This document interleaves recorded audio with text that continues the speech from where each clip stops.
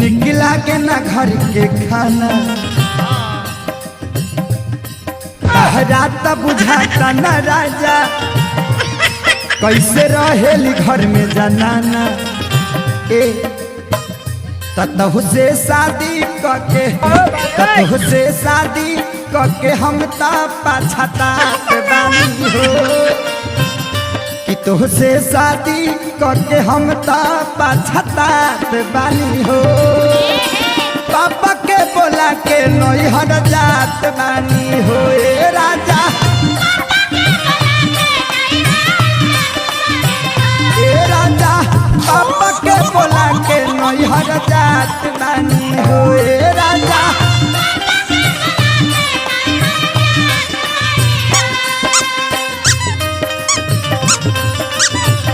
ना मन बना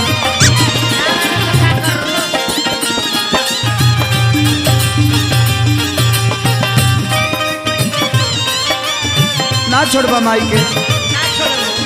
बाबूजी के ना छोड़बा अपना चाचो के ना छोड़बा खेत के ना से लेबा सुबोधवा के ना छोड़बा ना छोड़बा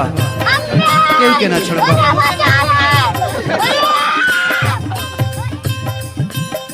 तो ना छोड़बा रूपेश के संग रहबा कृष्णो के ना छोड़बा महेशो के ना छोड़बा कौनो के ना छोड़बा अंजनी राम मांगे वाला लोई लोग के ना हमरा साथ ना रहबा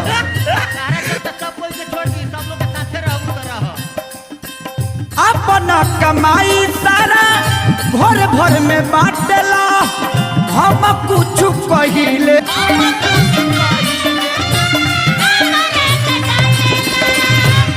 बताओ कुछ हमार बात तू नहीं कम मानत 6 महीने 7 महीने से तार नाटक देखत नहीं मानेंगे तुम्हारे बात मानेंगे मन बा नहीं मानेंगे नहीं मानेगा नहीं मानेंगे इसको डिस्को बोलेगा इसको बोलेगा बॉम्बे जाइए बॉम्बे जाएंगे जाएगा बॉम्बे जाएंगे फिल्म बनाएगा फिल्म बनाएंगे 5 मिनट में 5 मिनट में बनाएगा नहीं मानेगा अपनी कमाई सारा भर भर में बांटला हम कुछ कहिले ता हमारा के डांटला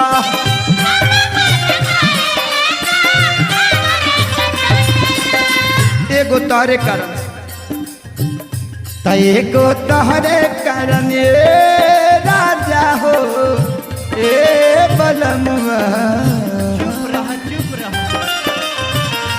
एगो तोहरे कारण सभा से डटात बानी हो एगो तोहरे कारण सभा से डटात बानी हो पापा के बोला के नैहर जात बानी हो ए राजा ए राजा पापा के बोला के नैहर जात बानी हो ए राजा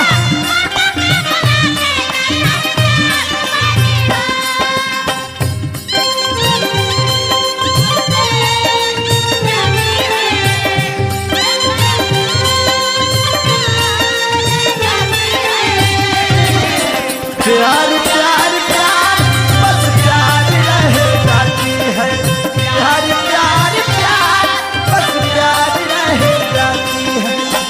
तोहरे मन बढ़ावा से बोला त देवर ससुर भसुर केहू रहता न नेवार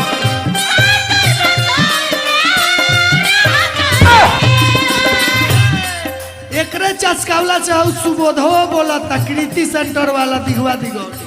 हाँ वो बोला था एकरे चस्कावला से एकर मजबूरी केहू बुझता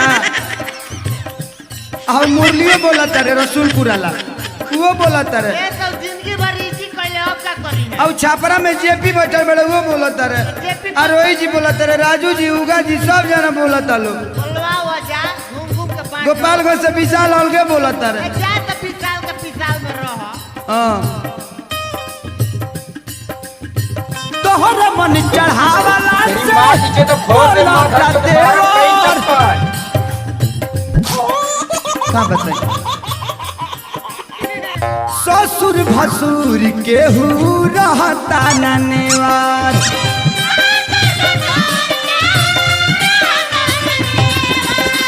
ए राजा का कहतरू कि ताहारी जत पानी ताहारी जत गुनी बुढ़ऊ से लजात बानी हो ताहारी जत गुनी बुढ़ऊ से लजात बानी हो पापा के बोला के नैहर जात बानी हो ए राजा ए राजा पापा के बोला के नैहर जात बानी हो